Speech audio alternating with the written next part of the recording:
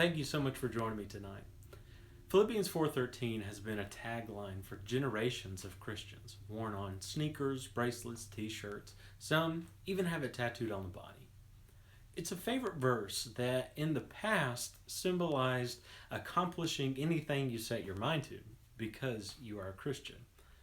Most recognize now a more rational view of the verse, that we can endure any hardship because of Christ's strength. But I want to look at a grander context once again and see if we can find something new.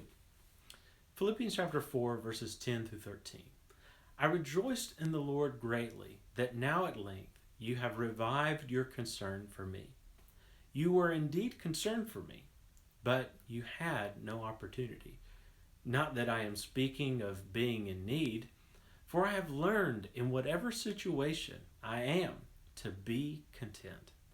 I know how to be brought low, and I know how to abound. In any and every circumstance, I have learned the secret of facing plenty and hunger, abundance and need. I can do all things through him who strengthens me. While we may agree that verse 13 is an emphatic verse which pulls our focus, it's supporting a concept that often is overlooked. The fact that this confidence was learned by Paul.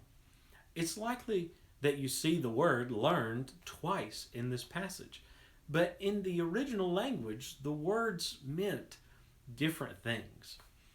One disadvantage that comes from our English translations of the Bible is that we are unable to catch the subtle nuances of Greek grammar, such as things like tense, mood, and voice. Voice indicates the relationship a subject has with an action. While both words have to do with learning, the first has an active voice, while the second has a passive voice.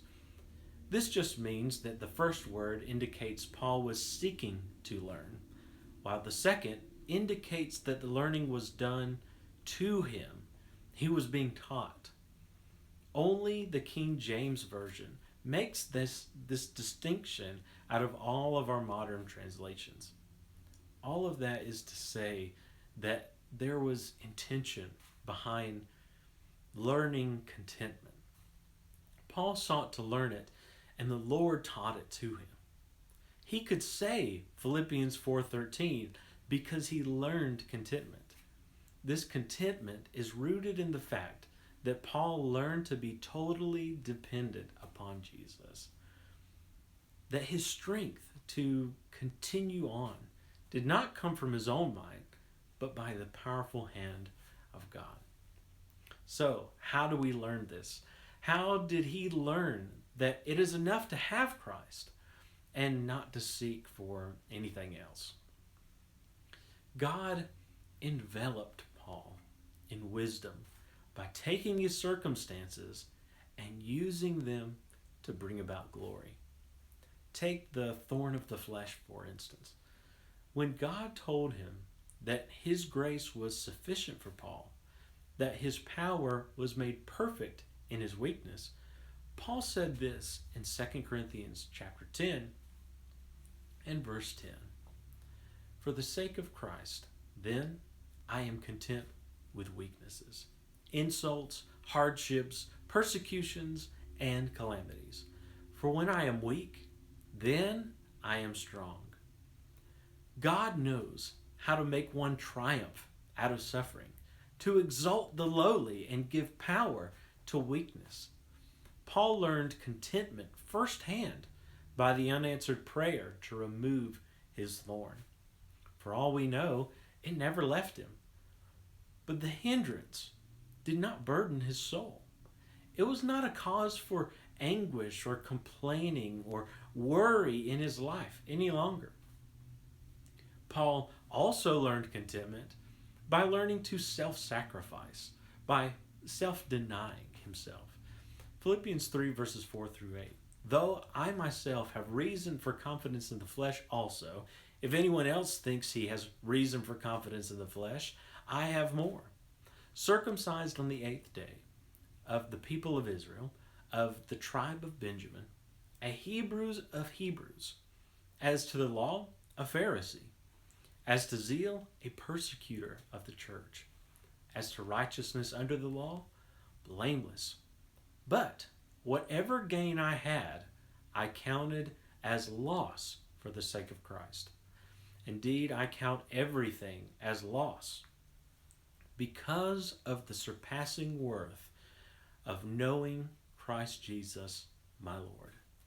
For his sake, I have suffered the loss of all things and count them as rubbish, in order that I may gain Christ. Status used to mean something for him. His genealogy, his piety as a Pharisee didn't matter anymore. All that mattered to him was Jesus. These labels, which would have been quite the burden to maintain and to bear, were no longer meaningful to Paul. What he learned from his experience, he then brought forth to Timothy. In 1 Timothy chapter 6, he speaks of people who would distort the gospel and cause divisions, thinking that godliness would bring them gain. Their conceit and desires indicate selfish idolatry that Timothy was not to have. Paul says in verses 6 through 10, "But godliness with contentment is great gain. For we brought nothing into the world, and we cannot take anything out of the world. But if we have food and clothing, with these we will be content. But those who desire to be rich fall into temptation, into a snare, into many senseless and harmful desires that plunge people into ruin and destruction. For the love of money is a root of all kinds of evils. It is through this craving that some have wandered away from the faith and pierced themselves with many pangs." Paul laid aside a desire for riches because he knew of its corrosive and corruptive power on the soul. It would bring destruction. It would bring an unquenchable thirst for more and more, a craving that could never be satisfied. He gave it up. He told Timothy to give it up as well, and to watch out for those who give in to those desires. Comfort and pleasure, status and renown, wealth and riches. Paul learned by the hand of God that these things were not going to bring him contentment.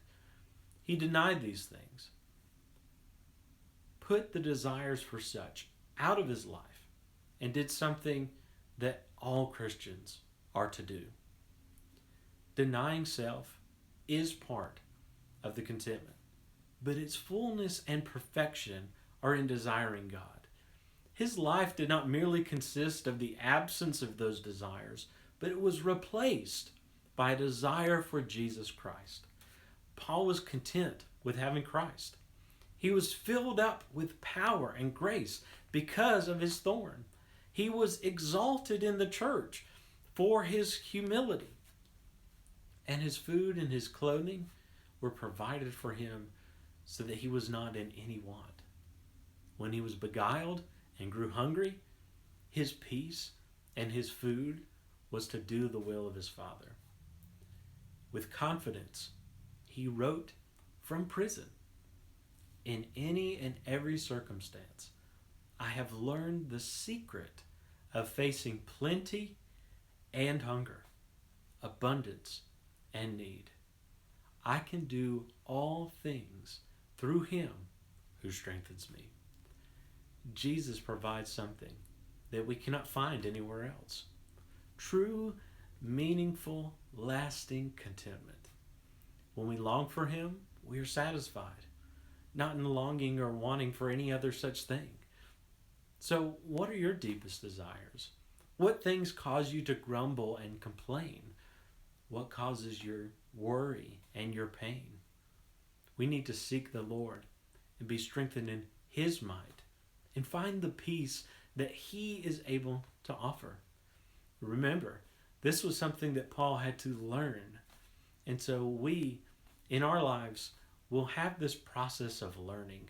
We will be learning contentment as we grow, as we realize the things that this world has is not going to offer the contentment that we would find in Jesus Christ.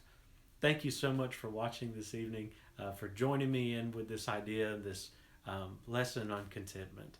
I hope that everyone has a wonderful rest of the week, and God bless.